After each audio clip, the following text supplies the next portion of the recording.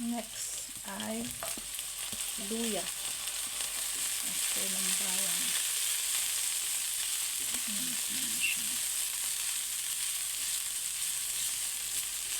Mabilis lang maluto kasi sobrang init na ng kawali. Naku pa kasi yung isa lang. Tapos sibuyas.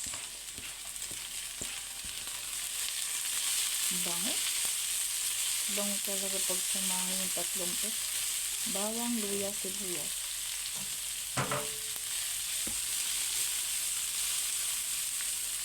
Ang niluluto ko ay alimasag. Dito ang shrimp mamaya.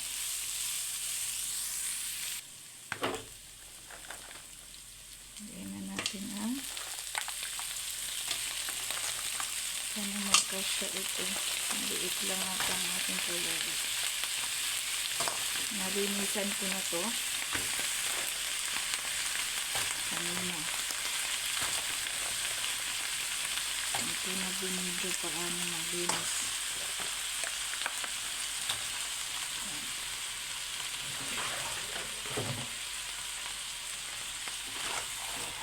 Haluin natin.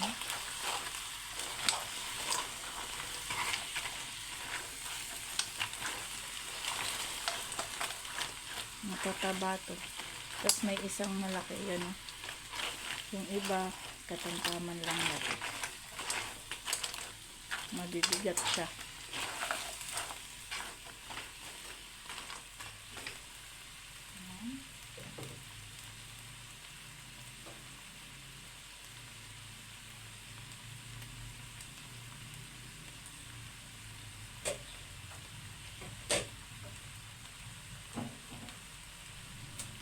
Bet.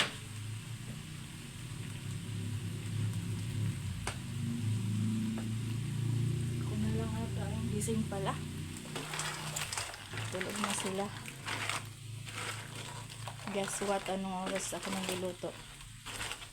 3 AM.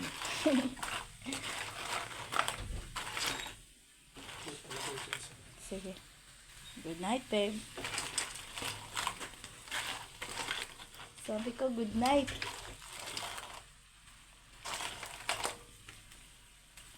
Good night. Okay, luluto pa. Maaga kasi sila mama. Para baka diretso na ako nito. Papasok si Ray ng 5 AM. Tama-tama. Kumakain naman siya ng sabaw nito.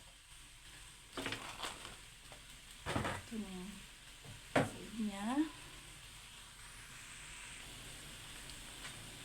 Umuulan-ulan pa. Sarap matulog. Lagyan natin ng paminta. Masarap, maraming paminta. Okay.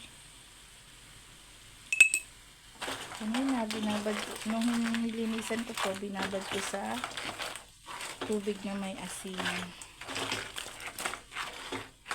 Bago lutuin. Dapat ihalo ko na dito ang shrimp eh. Pero ibang luto yun. Nga lang. Maya pa natin sasaluhan.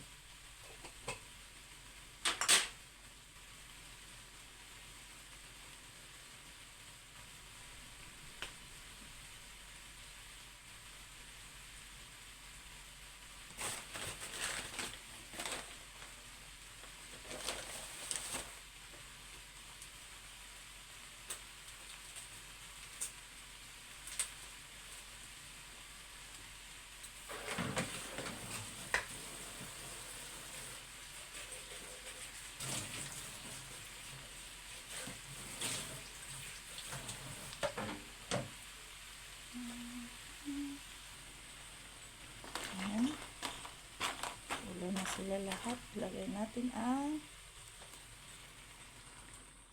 gata.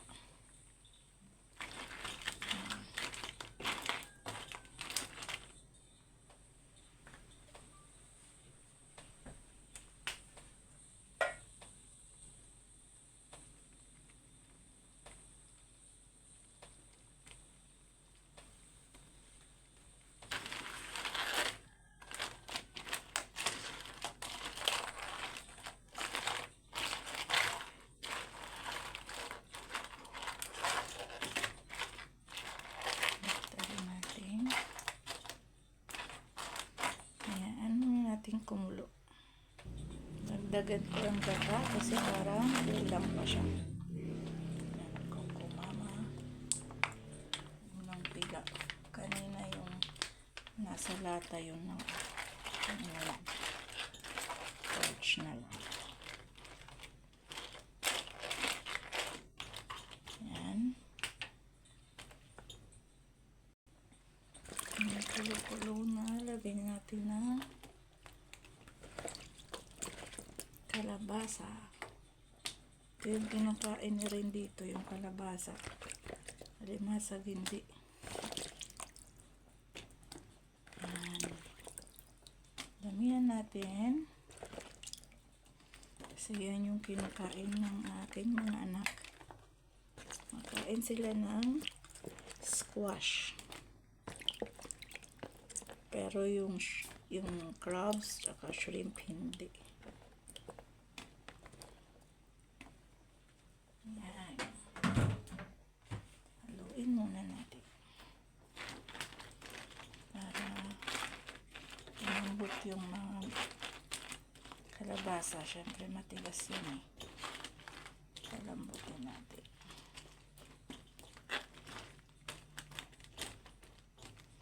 Purong ano yan, gata, walang tubig. Takpan ko muna.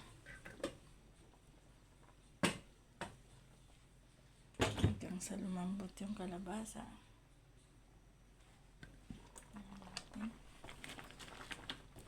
Matigas pang kalabasa. Kumukulo na para matigas-tigas pa konti.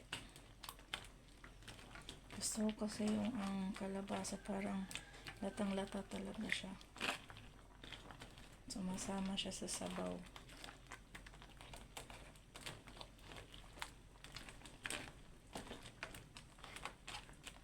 Yan. Pero pwede na rin natin ilagay. Pwede na din ilagay ang sitaw kasi matigas din naman to, so pwede sabay na sila dyan.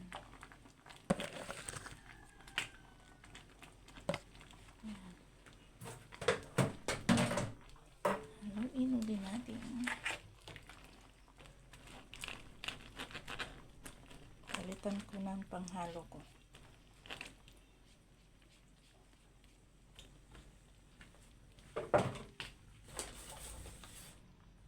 Ito naman para madala ang sabaw.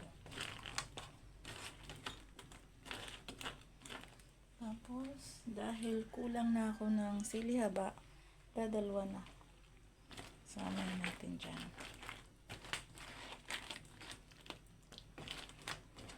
Ang bango.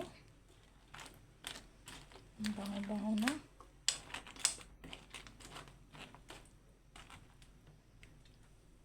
Tikman ko ang sabaw. Ang tinimpla ko dyan ay paminta, asin. Yun lang. Kung gusto nyo lagyan ng magic sarap, pwede din. Kaunti lang lagay nyo kasi meron na yan asin. Yung katulad sa inyo kung gusto nyo.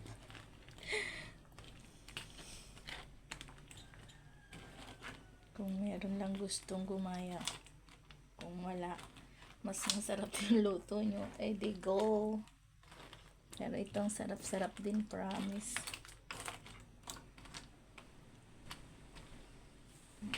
Yan. Takpan ko ulit. Ba't ko pinos? Tatakpan ko muna ulit. Silipin natin. Malapit nang maluto. Ayan.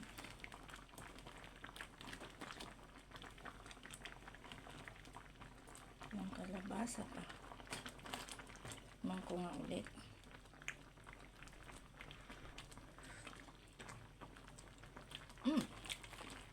Masarap na siya, pero pwede pang dagdagan konti ang alat. Medyo ano kasi ako sa alat. Dagdagan natin ng patis. Konti.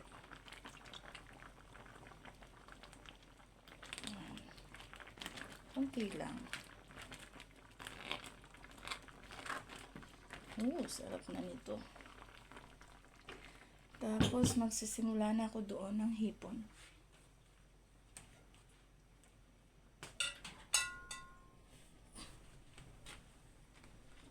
4 o'clock na. My God. Hindi na lang muna ako tutulog kasi yung anak ko gigising ng 5, papasok sa school. Yung aking panganay. Pero yung aking bunso, nilalagnat. Hindi muna papasok.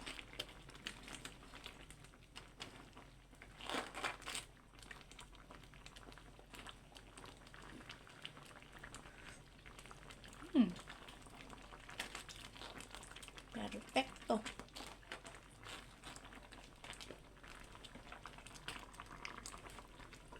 And konti na lang. Gusto ko yung sobrang lambot yung tag dito. Kalabasa. Yun. Dahil mahilig ako sa pechay, dapat malunggay ang lalagay ko dyan. Eh, hindi nakakuha ng malunggay. Madaling araw na ngayon. Pechay ang lalagay ko. Paborito ko talaga kasi gulay ito. Kaya mga luto ko lagi ko nilalagyan ng pechay. Hindi naman siya, sarap-sarap na gulay. Tapos fiber pa yan. Yan. Hindi naman niya naapektuhan yung timpla. Mas masarap pa nga.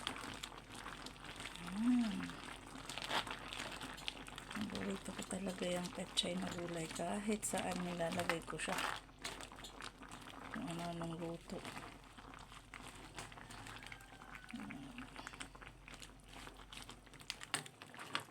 Uy, nalagay ko isa.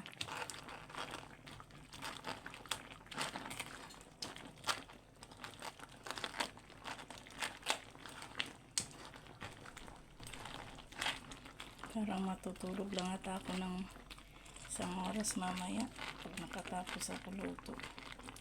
Tapos dadating na sila, mama. Kain na. Yun, alarm na yung anak ko. Gising na. Pasok na sa school. Wala pa akong tulog. Sarap. Diba? Kaiba yan. May kalabasa, may pechay.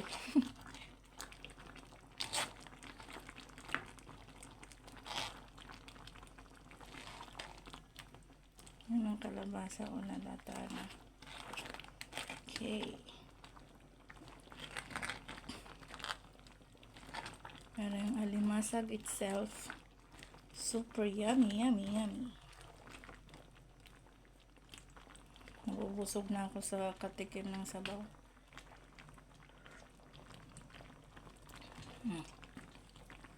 Yan.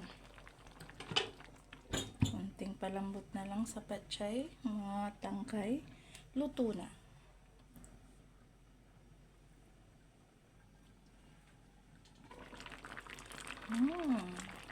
Lastly, lagyan ko ng dahon ng sibuyas sa ibabaw. Kulo-kulo na. Kasi off ko na kasi pagdating nila mamaya, initin ko to. So, okay na yan. Ito na. Mamaya ko pa yahain. Pagdating nila.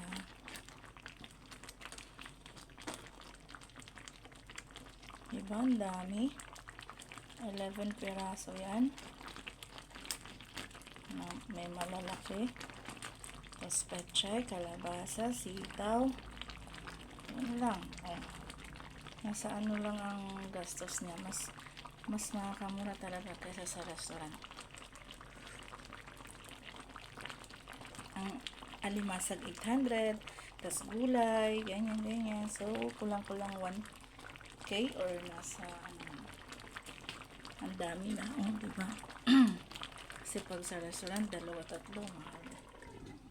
Ayan. Alright. Ito na. Off ko na.